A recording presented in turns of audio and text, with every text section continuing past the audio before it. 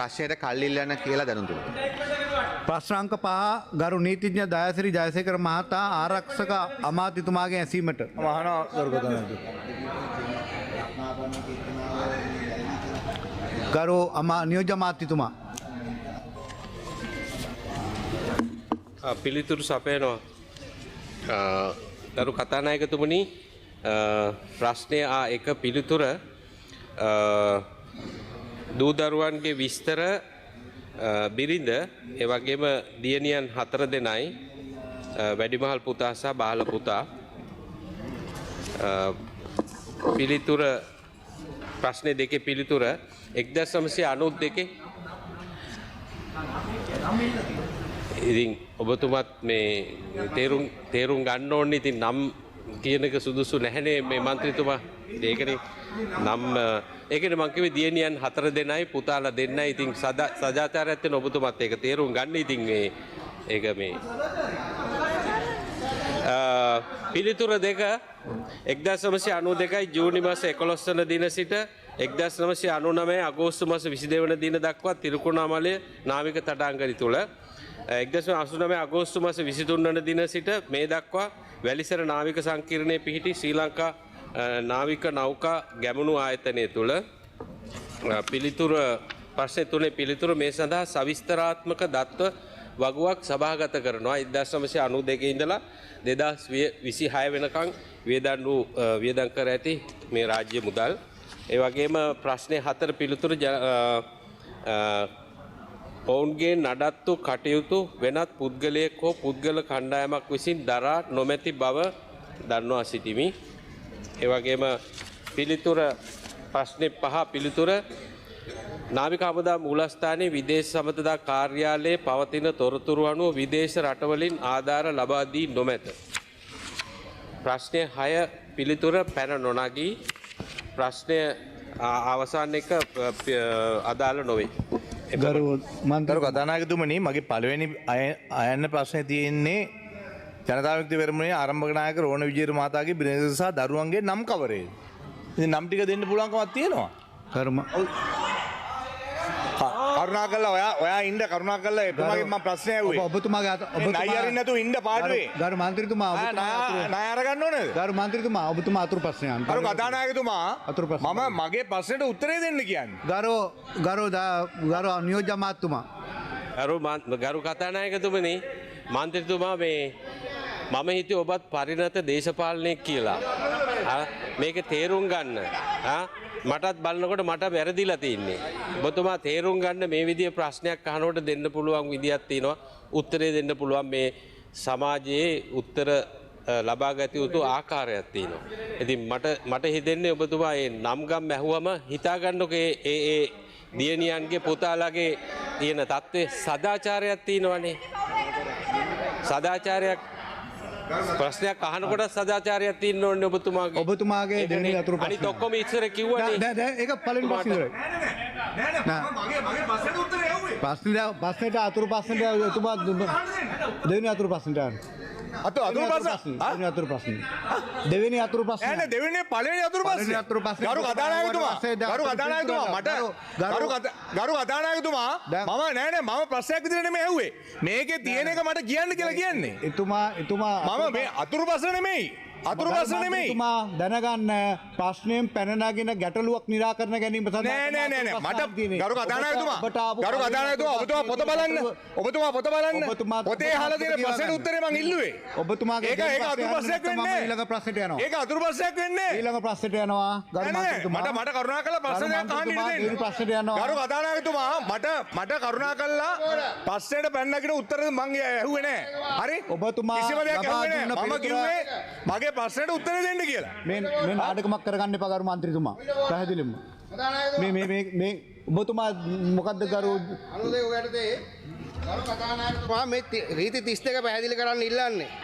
දැන් මේ න්‍යාය පුස්තකයට ඒ ප්‍රශ්නය යොමු කරන්නේ තමුන්නාන්සේගේ ගරු අවසරය ඇතුව. පොයින්ට් එක ඔබ ගන්නේ. පොයින්ට් එක 92. ගරු මන්ත්‍රී ජයශ්‍රී ජයශ්‍රී මන්ත්‍රීතුමා කරුණාකරලා මගේ ඔබතුමා ප්‍රශ්න අහන්න. අවසරය ඇතුව. මේ ගරු කතානායකතුමා මේ අවසරය ඇතුව දාලා ගරු කතානායකතුමා මම ඉල්ලුවේ වෙන එකක් නෙමෙයි. මේ අහලා තියෙන අයන්න පහ අයන්න පළවෙනි ප්‍රශ්නෙට උත්තරේ දෙන්න කියලා මං කියන්නේ. ගරු සභානායක ඒක අතුරු ප්‍රශ්නයක් නෙමෙයි. ගරු සභානායක හරි කතානායකතුමා මන්ත්‍රීතුමාට එතුමාගේ පළවෙනි අතුරු ප්‍රශ්නය අහන්න කියන්න. ඇමතිතුමා එතුමාට අනුව එතුමා උත්තරේ ලබා දෙයි. ඔබතුමාගේ අතුරු ප්‍රශ්නය අහන්න එතුමාගේ. හරි පළවෙනි එක අහන්න. හරි ඉතින් ඔබතුමා මේ දෙකක් කියන්නේ මෙතුමා මෙහෙම වෙලාවට නෑ ගරු කතානායකතුමනි මේක අතුරු ප්‍රශ්නය. ගරු කතානායකතුමනි ජයශ්‍රී ජයශ්‍රී මන්ත්‍රීතුමා කරන්න යන්න එපා කරු කතානායකතුමා. අතුරු ප්‍රශ්නයන්. හරි. මෙතුමාට සූතිවන්ත වෙනවා මේ සභානායකතුමාට අඩුම තරමේ ප්‍රශ්න දෙකක් අහන්න ඉඩ දුන්නේ. ඔබතුමාගෙන් අපිට බලාපොරොත්තු වෙන්න බෑ. මොකද්ද මේ කරන්නේ? සභානායකතුමා අහන්න කියන්න. ඇමතිතුමාට ඕන උත්තරේ දෙයි. හරි ගරු සභානායක අහන්න. මගේ පළවෙනි අතුරු ප්‍රශ්නේ මම ආණ්ඩ කැමතියි දැන් විශේෂයෙන් මේ විජේවීර මැතිනිය සහ ඒ ආදරණීය දරුවෝ අවුරුදු 37ක් රක්ෂා කරලා තියෙන්නේ ඇල්පෙත්තේ ඉඳලා බත්තැටේ ඉඳලා වතුර උගුරේ ඉඳලා ආරක්ෂක නිවාස බේත් ප්‍රවාහන පාසුකම් පොතපත සියල්ලම මේ රජයෙන්. එතකොට ඒ වගේම එතුමිය සම්බන්ධයෙන් මාස 444ක් රජයක් විසින් එතුමිය සහ දරුවෝ රැක බලාගෙන තිබෙනවා. ඒ වගේම විශේෂයෙන් එතුමිය 2015 විශේෂයෙන් මේ එතුමියගේ ආදරණීය සැමියාගේ පොත් 7ක් මුද්‍රණය කිරීමට විරුද්ධව කොළඹ වාණිජ්‍ය මහාධිකරණෙත් නඩුවක් පාරලා තිබෙනවා එතුමියට මේ ක්‍රියාවලිය නතර කරන්න කියලා. මම අහන්න කැමතියි විශේෂයෙන් දැන් තියෙන්නේ ජාතික ජනබලය නැත්නම් ජනතා විමුක්ති පෙරමුණේ බහුතර තියෙන ආණ්ඩුවක්. ඒ නිසා තවදුරටත් එතුමියව එතුමිය පළවෙනි එක එතුමියට ආරක්ෂා වුණා නැහැ දැන් පළවෙනියෙන්. මොකද තිබුණා නම් මොකක් හරි ප්‍රශ්නයක් ඒකේ තියෙන්න ඕන. දෙවනුව අත වශයෙන් එතුමියව දැන් මේ පක්ෂය විසින් හෝ රැක බලා ගන්න වැඩපිළිවෙලක් සකස් කරන්නේ නැද්ද? ආණ්ඩුව පැත්තකින් තියන්නකෝ. මේ තමන්ගේ මියගිය නායකයාගේ ආදරණීය බිරිඳ සහ දරුවෝ ටික රැක බලා ගන්න වැඩපිළිවෙලක් හදා ගන්න නැද්ද? ඒකට අවශ්‍ය කරන වැඩපිළිවෙල පක්ෂයෙන් හදා දෙනවද කියලා මම අහන්න කැමතියි. මේ පළවෙනි ප්‍රශ්නේ විදියට. ගරු නියෝජ්‍ය ගරු කතානායකතුමනි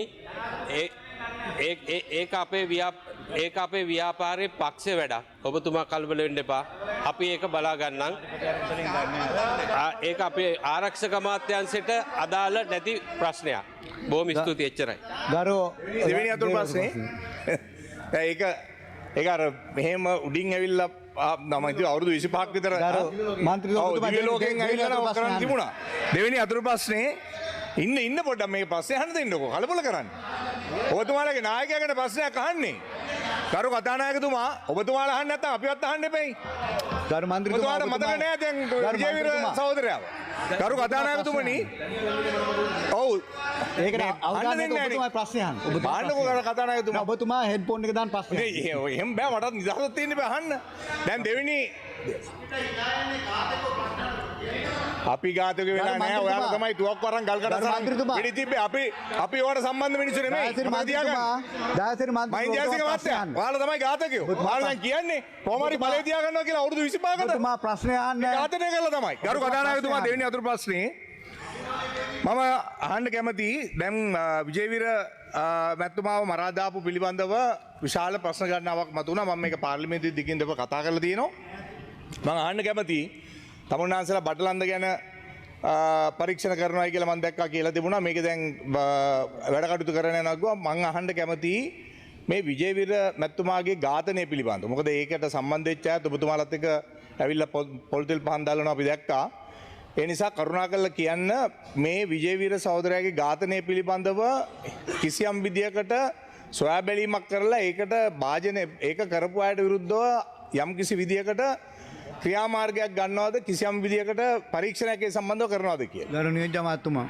ගරු කතානායකතුමනි ඒ සම්බන්ධව ආරක්ෂක අමාත්‍යංශයේ විශේෂපත් එන්නේ මේක මහජන ආරක්ෂක අමාත්‍යංශය අධිකරණ අමාත්‍යංශයයි ඒ සම්බන්ධව කටයුතු සම්පාදනය කරලා තියෙනවා නම් ඒ විස්තර ලැබලා දෙයි කියලා පැහැදිලි කරනවා. එච්චරයි. ගරු සභානායකතුමා. එතුමාට ඒක දැනගන්න ඕන නම් මේ එතුමාගේ පක්ෂ රැස්වීමේදී නායකකෙන් ඇහුවම හරි. ප්‍රශ්නාංක 6 ගරු කින්ස් නෙල්සන් මහතා බලශක්ති අමාත්‍යතුමාගේ ඇසීමට. ප්‍රශ්නාංක 7 ගරු චාමර සම්පත් දසනායක මහතා කුෂිකර්ම පස් සම්පත් ඉඩම් සහ වාරිමාර්ග අමාත්‍යතුමාගේ ඇසීමට. ප්‍රශ්න අහනවා ගරු කතානායකතුමා. ගරු නියෝජ්‍ය අමාත්‍යතුමා.